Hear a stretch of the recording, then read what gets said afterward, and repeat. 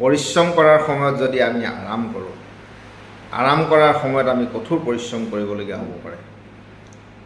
নমস্কাৰ বন্ধু বান্ধৱীসকল, আজি শনিৰ বিষয় লৈ সৰু দুটামান উপায় মই ক'বলৈ লৈছোঁ।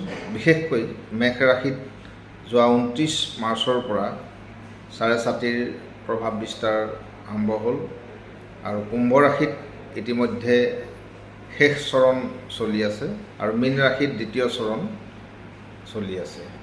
গতিকে শনিৰ এই সৰু সৰু দুটামান উপায় যদি আপোনালোকে কৰে নিশ্চয় উপকৃত হ'ব।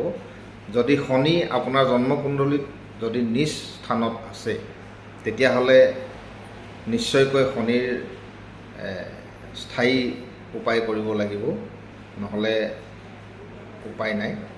তো হ'লেও এইকেইটা সৰু সৰু উপায় আপোনালোকে কৰিব, নিশ্চয় উপকৃত হ'ব।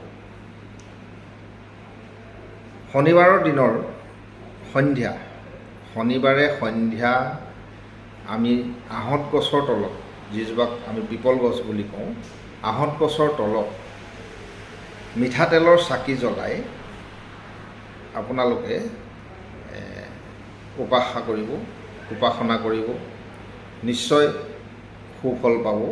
আৰু সকলো যিমান আপোনালোকৰ সমস্যা থাকে সমস্যাবিলাক তাতে কৈ সকলোবিলাক এৰি থৈ পিছলৈ ঘূৰি নোচোৱাকৈ ঘৰলৈ গুচি আহিব। আৰু পৰাপক্ষত শনি মন্দিৰ যোৱাটো আৱশ্যকীয় প্ৰতি শনিবাৰে সন্ধ্যা।